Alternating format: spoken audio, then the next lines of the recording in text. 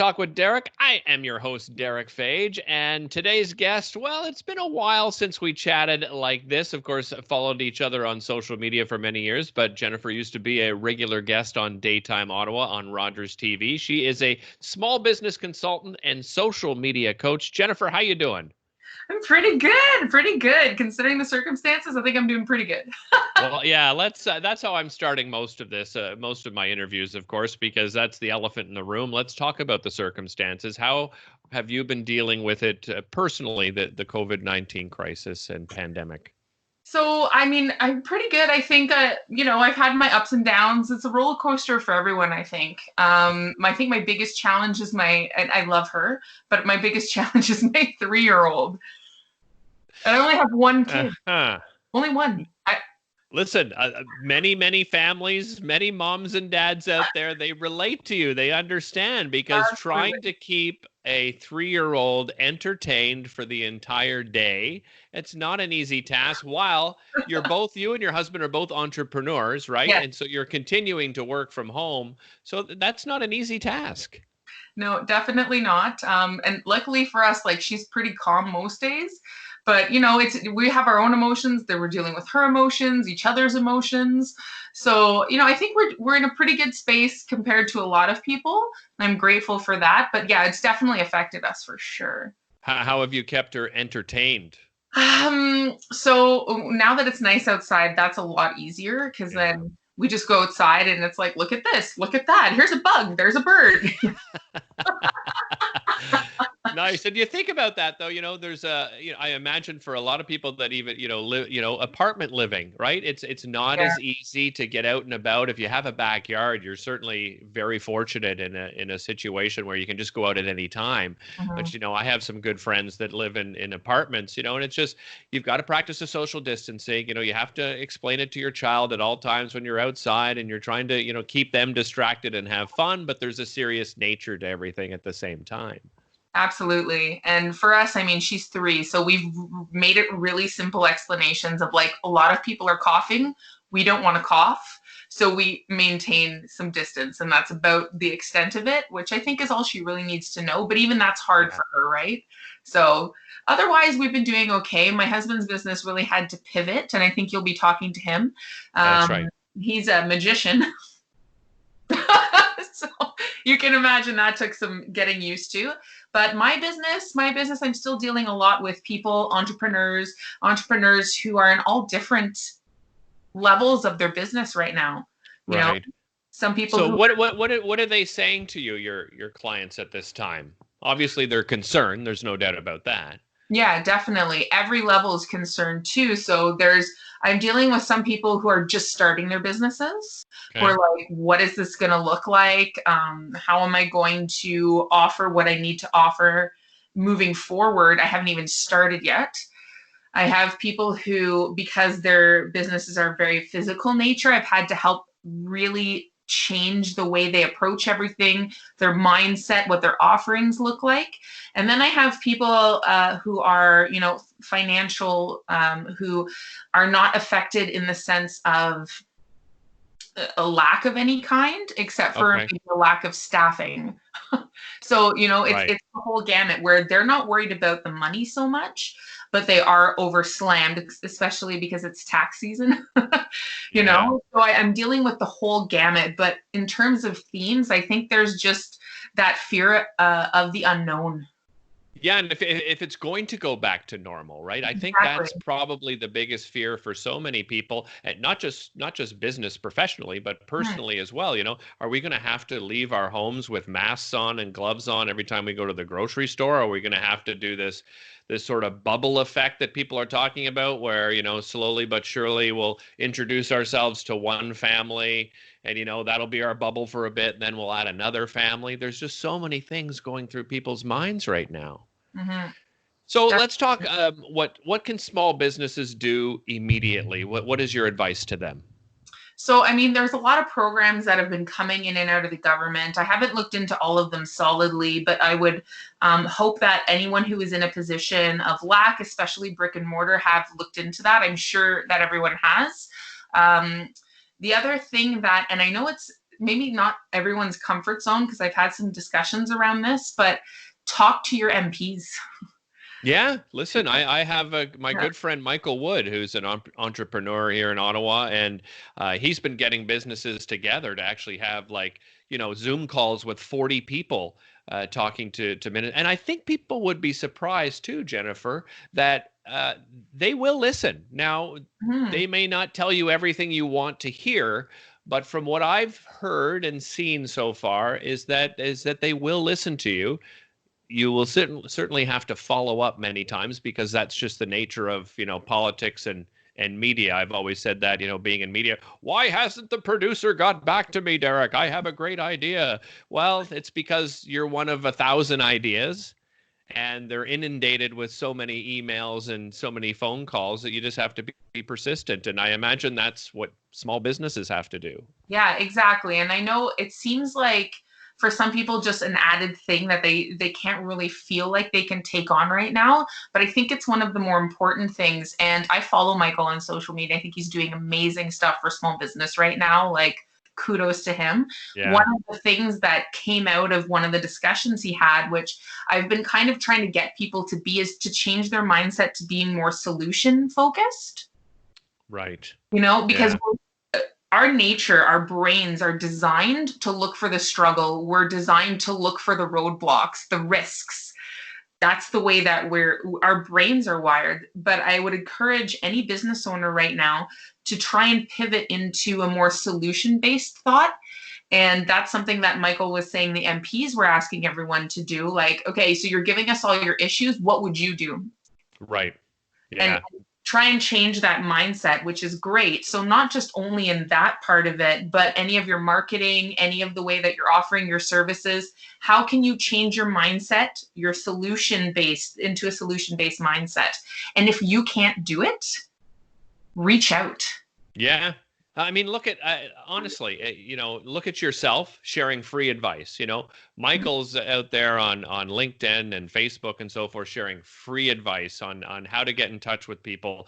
I mean, he listed, I don't know how many MPs contact information on one of his posts, but you're right. If you do reach out, ask other entrepreneurs, ask other small businesses what they're doing, or if you think you're doing it right, offer help to others. Right? We're all in, we keep hearing it. We're all in this together. So then, let's do it. Let's do it together.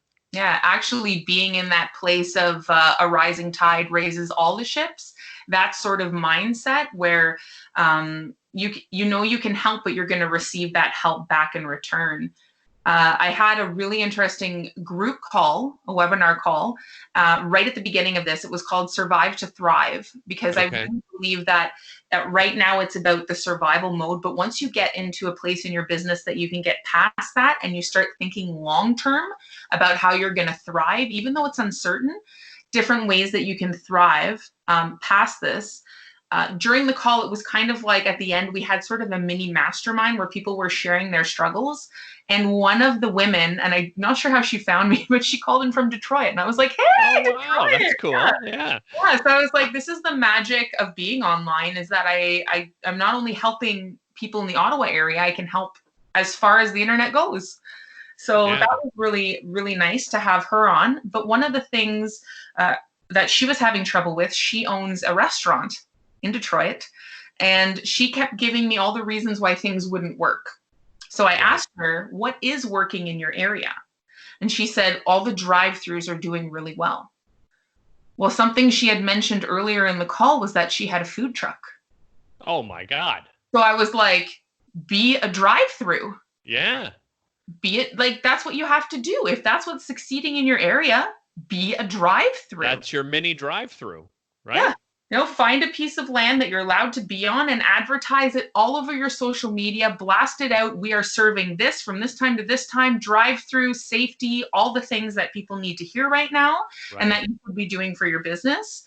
And the thing that's crazy to me is that she is a very intelligent woman from the amount of time I spoke to her. She's very driven, but this very simple thing, it just took somebody outside to be like, hey, wait a second. So, and it's not only me, it's not just me that you have to talk to. If you have a mentor, if you have a business coach, great. Talk Yeah. to other entrepreneurs.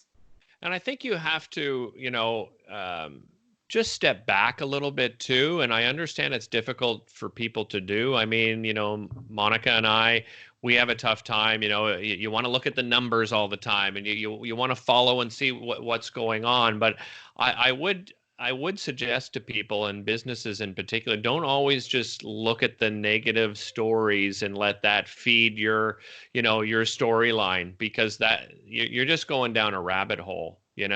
I won't mention who it is, but if you listen to some radio people, like talk shows out there, and not just here in Ottawa in particular, but it's always the negative, and oh, the government needs to do more and this needs to happen. And but okay, I understand that it's almost like that train wreck car crash that you just can't stop looking at it. But there are people like yourself who are helping people find solutions, and are sharing positive things. So try to make sure you share that with yourself, right? Because if you just listen to the negative stories, man, it's really going to weigh on you. And I think the term that you used, rabbit hole, is so appropriate. There's so many people that are falling down them right now. One of the things that I've been trying to get people to just turn their awareness to a little bit more is being more intentional with their time. Okay. So, listen, I love social media. Yeah. I love me some social media. But right now, if you're not using it intentionally, it can be super detrimental to your mental health, to your decision-making capacities within your business. If you spend all this time being angry and scrolling and taking the time to just over and over and over put out energy of how much struggle you're having in your business without looking at solutions, or just kind of, chucking it all over the internet, it's not helpful. Like what Michael's doing, he's being very solution-based. He's talking to the right people, trying to convince your Aunt Pearl that small business owners have it really hard right now, when she's like, why are they getting all this stuff? For an example, I don't have an Aunt Pearl, and I'm sorry to I was going to say, did you just throw your Aunt Pearl under the bus? I did not. No Aunt Pearls. But like being more intentional. It's not to say you can't be upset. It's not to say that you can't acknowledge this and you can't post it somewhere, but post it in the right places. Don't spend your time trying to convince people who have already made up their mind about something that what is going on for you is a big struggle. Bring it to the right places, just like Michael's doing. So Jennifer, tell everybody, all of our viewers, how you can help. So what can you do? What resources do you have available for small businesses? So based on that webinar that I did, it was called Survive to Thrive. I created a PDF. It's several pages with checklists of things that you can do right now. Ways that you can sort of survive this, but also checklists and suggestions. They're general suggestions about what you can do for your business in order to thrive after. I don't want to say after this has passed, but after the heavy restrictions, after the heavy lockdown, things that you can do to make your business more resilient coming out of this. Okay. Last question. Sorry, go ahead. So I have that as a PDF. I also have a Facebook group called the Genuine Social Tribe for Entrepreneurs that people can come on. They can ask questions there. It's a very supportive environment. I've made sure to kind of cultivate that within my my online group. Nice. So that's open to any entrepreneurs who want to jump in and get some information about marketing and mindset and the sort of stuff that if anything you've heard here today resonates with you, come join the group. Excellent. And then I love it. Thank you. Lastly, the last thing that I've been offering to people are 30-minute sort of brainstorm sessions. Okay. So even if you're not my client, if you're having a struggle, you can book one of these with me. I will come on for 30 minutes and I will do sort of what I did for that lady in Detroit, where I will be the person outside looking for the solutions to help you through and hopefully get you some value out of that session so that you can survive this. Because my goal right now is just to make sure as many small businesses survive as I possibly can. Well, on that note, that's perfect for the last question I have for you is how can we as a community help these small businesses? What's your best piece of advice? There's so many different ways. And I know that right now, this is going to sound kind of a scary thing, but any of the dollars that you are getting in, make sure they're going back into your local community. Yeah. So if you have the money to spend it. I mean, Mother's Day is coming up. There are so many amazing local businesses. All you have to do is make a post on your Facebook and say, I'm looking for something special for Mother's Day, and you'll get suggestions upon suggestions. It's true. You'll get hundreds of them. Yeah, you will get so many. And then you can sift through them and do that. But if you don't have any money right now, and I know that there's a lot of people who are in that position, and I feel for you, what I would suggest, the number one thing that you can do is to go back to any of the businesses that you have in the past worked with, that you really appreciated their service, their products, whatever it is, and go write reviews for them. Oh, great idea, Jen. Yeah. Yeah. Excellent 30 seconds of your time, go write a review, so that two things are going to happen from that. Number one, the people receiving that review, it's going to make them feel better. Like their business is valued and like they have a place in this world right now.